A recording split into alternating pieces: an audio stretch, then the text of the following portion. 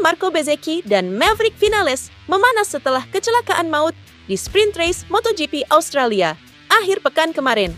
Bahkan, keduanya saling melontarkan kalimat dan pernyataan bernada ofensif. Sebagai pengingat, ketika memasuki putaran ke-11 sprint race MotoGP Australia, jarak Bezzecchi dan Vinales sangat mepet. Puncaknya, di tikungan pertama, Bezzecchi yang lambat melakukan pengereman menghantam Vinales dari belakang. Imbasnya, keduanya terpental jauh keluar lintasan dan sama-sama tak bisa melanjutkan perlombaan. Meski sama-sama selamat dan tak mengalami patah tulang, namun tubuh mereka memar atau luka-luka. Stewart mengumumkan, Bezzecchi terkena hukuman penalti akibat manuvernya yang dianggap membahayakan musuh. Namun, murid Valentino Rossi itu tak peduli dengan hukum. Dia justru lebih peduli terhadap sikap Vinales yang sok merasa benar dan bicara tak sesuai fakta. Saya tidak peduli dengan penalti, yang saya pedulikan adalah perilaku Vinales setelah kecelakaan. Kami berbicara di pusat medis, dan dia mengatakan kepada saya bahwa yang penting adalah kami tidak saling menyakiti. Setelah itu, ia berbicara kepada para jurnalis, dan ia sangat marah. Saya tidak menyukai perilakunya setelah kecelakaan itu, tambahnya. Bezzecchi tak senang lantaran Vinales menunjukkan sifat yang berbeda saat berada di depannya dan di hadapan wartawan. Dia secara tak langsung menganggap pebalap Aprilia asal Spanyol itu sudah menunjukkan sisi munafiknya. Di kesempatan lain, Vinales mengatakan Bezzecchi tak berniat meminta maaf kepadanya. Padahal, berkat ulahnya tersebut, Top Gun mengklaim mengalami sakit di tubuhnya. Lengan saya lebih baik dari yang saya bayangkan setelah kecelakaan itu. Bezzecchi bahkan tidak datang kepada saya untuk meminta maaf, kata Vinales.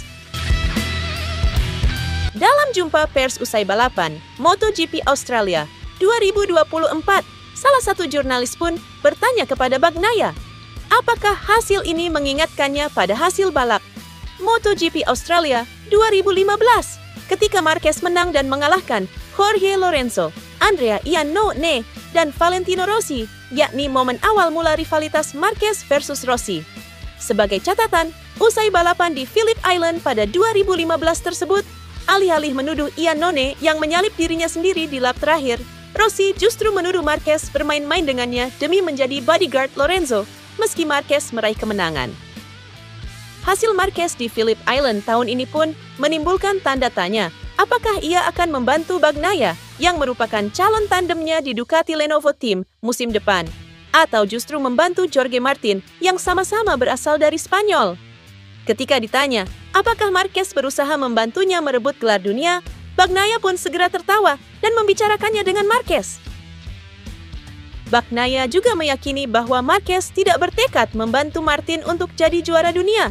Rider Italia ini justru yakin Marquez memenangi balapan kali ini karena ritme balapnya memang sangat menjanjikan, bukan karena ingin membantunya atau membantu Martin.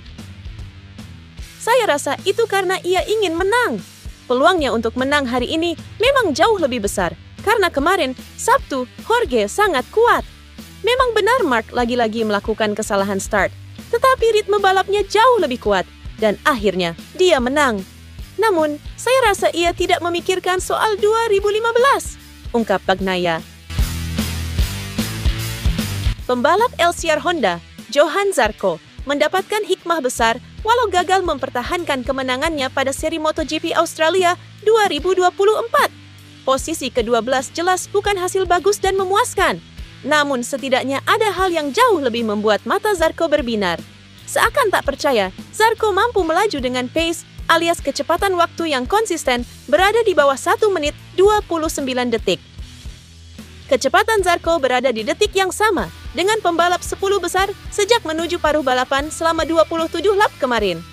Hanya Marc Marquez dan Jorge Martin, pemenang lomba dan runner-up, yang dengan mudah mencapai kecepatan 1 menit 27 detik. Saya tidak percaya dengan apa yang saya lihat di dashboard. Kami melakukan hampir seluruh putaran di bawah 1 menit 29 detik. Saya mengerahkan seluruh konsentrasi saya untuk mengulangi semua yang saya lakukan dan tetap bersama rombongan di depan saya, kata Zarco, dikutip Paddock GP. Kemampuan Zarco memacu motor Honda dengan pace yang kompetitif patut diapresiasi. Pasalnya, motor Honda masih memiliki banyak keterbatasan. Namun sejauh ini, hanya dia yang paling sering menembus keterbatasan motor pabrikan asal Asaka, Jepang itu. Perlu diketahui, pada balapan di Phillip Island kemarin, Zarco juga menjadi pembalap Honda terbaik di antara 3 rider lainnya. Dengan berakhirnya kemitraan bersama Repsol, tim pabrikan Honda bergerak cepat untuk menemukan sponsor baru. Castrol, yang selama ini menjadi mitra teknis tim satelit LCR Honda, akan mengambil alih peran sebagai sponsor utama Honda mulai musim 2025. Meski begitu, kerjasama ini tidak akan memengaruhi kemitraan Castrol dengan LCR Honda, di mana mereka tetap menjadi sponsor utama. Walaupun status Castrol sebagai sponsor utama penuh untuk tim pabrikan Honda belum tercapai sepenuhnya, kesepakatan ini membuka peluang bagi Honda dan Castrol untuk memperdalam kolaborasi mereka di masa mendatang.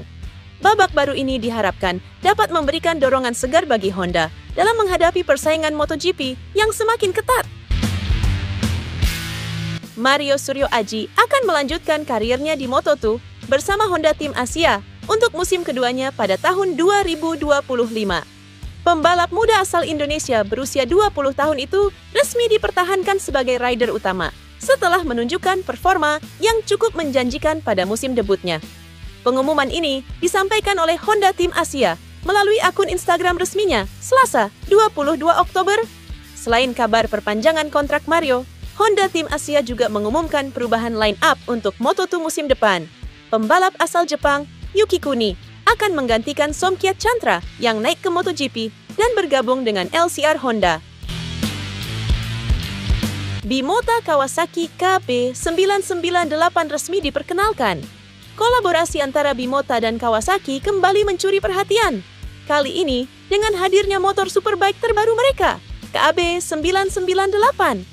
Foto pertama mesin anyar ini diunggah oleh situs resmi WSBK, memperlihatkan tampilan garang dari tim yang kini dikenal sebagai Bimota by Kawasaki Racing Team. Bersiap menyongsong musim kompetisi 2025, motor ini menunjukkan ambisi besar untuk bersaing di ajang bergengsi tersebut. Motor yang akan digunakan oleh Alex Lowes dan Axel Bassani tahun depan ini tampil dengan fairing serba hitam berpadu dengan aksen merah dan logo khas Bimota. Motor ini memancarkan kesan mewah, namun tetap buas. Berbekal mesin 4 silinder segaris ZX 10RR, elemen karbon, suspensi Showa, dan knalpot Akrapovic mengisyaratkan performa tinggi yang diharapkan dari superbike ini. Tidak hanya desain, tetapi juga kinerja mesin menjadi sorotan, dengan Kawasaki memastikan motor ini siap bersaing melawan para rival papan atas. Kemunculan KB998 tak hanya menandai gebrakan baru Bimota di kancah World Superbike, tetapi juga memperlihatkan bagaimana kolaborasi ini menjadi peluang besar untuk menggabungkan teknologi canggih Kawasaki dengan warisan eksklusif Bimota.